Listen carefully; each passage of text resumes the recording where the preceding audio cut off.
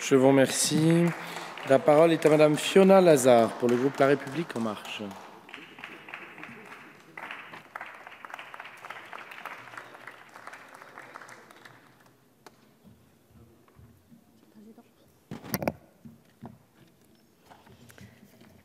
Monsieur le Président, Monsieur le Ministre, Madame la Présidente de la Commission des lois, Madame la rapporteure, laissez-moi vous parler aujourd'hui d'un temps que les moins de 20 ans ne peuvent pas connaître.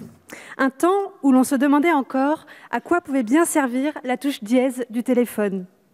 Un temps où l'on connaissait encore ce bruit si singulier, rappelez-vous, celui du modem 56K lorsqu'on se connectait sur le web, avec son abonnement Wanadoo, AOL ou Club Internet.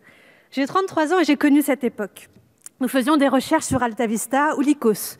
Nous consultions notre boîte mail Caramel depuis un ordinateur qui pouvait encore ressembler au Minitel. En ces temps-là, les téléphones portables ressemblaient à des calculettes de poche et l'iPhone n'existait pas. Les plus sociaux des réseaux s'appelaient MySpace et Skyblog. Tout cela ressemble aujourd'hui à une préhistoire. Nous sommes pourtant en 2004. Et en France, en 2004, seulement un Français sur 3 a accès à Internet chez lui. C'est à cette époque, dans cette préhistoire du réseau des réseaux, en 2004, que cette Assemblée a voté la loi sur la confiance dans l'économie numérique. Une loi qui encadre encore aujourd'hui la responsabilité des hébergeurs de contenu sur Internet. Or, je crois que nous sommes tous d'accord, Internet a bien changé depuis cette fameuse année 2004.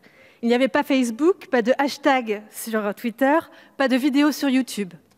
15 ans après, cette loi ne répond plus à ses objectifs. En se contentant d'imposer aux hébergeurs d'agir promptement pour retirer les contenus manifestement illicites qui leur sont signalés. Entre 2004 et aujourd'hui, il y a un monde. Le web a changé et la loi doit elle aussi changer. Car pas plus qu'hier, nous ne pouvons accepter sur Internet ce que nous n'acceptons pas dans la rue. Sur les réseaux, la violence est là, plus intense, plus générale, plus visible. Elle n'est plus l'exclusivité de quelques forums dédiés aux trolls. Chacun peut constater cette violence ou en être victime. Des raids en meute très organisés viennent s'attaquer aux uns ou aux autres. Derrière ces raids, il y a parfois des jeunes qui harcèlent un camarade. Nous avons permis avec la loi de lutte contre les violences sexistes et sexuelles de sanctionner cela.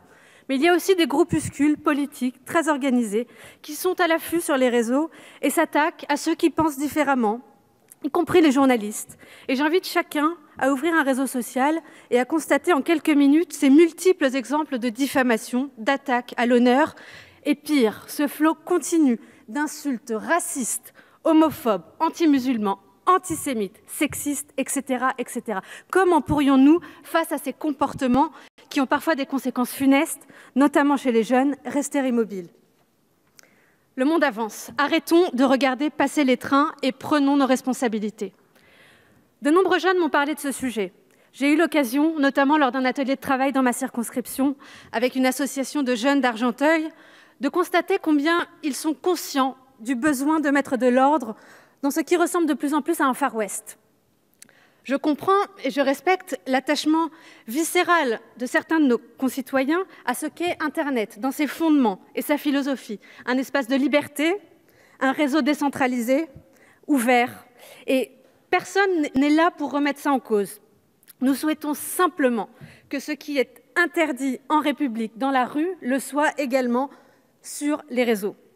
L'horizontalité d'Internet, qui est une de ses forces, invoque une responsabilité partagée. Les plateformes doivent en prendre leur part. Demain, nous leur imposerons avec cette loi de retirer les contenus haineux sous 24 heures maximum après en avoir reçu le signalement. Ces contenus seront plus faciles à signaler grâce à un bouton unique et facilement reconnaissable par les utilisateurs.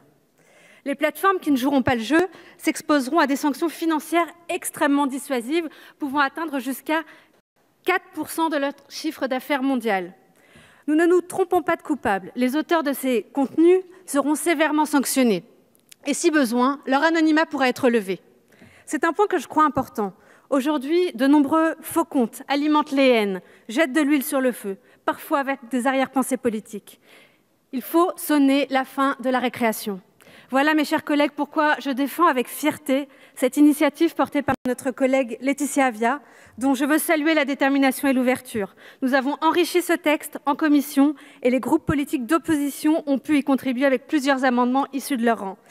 Il est temps aujourd'hui de faire table rase des clivages pour faire résonner à l'unisson dans cet hémicycle, et pas seulement via des discours, notre engagement contre la haine, contre toutes les haines, partout. Je vous remercie. La parole est maintenant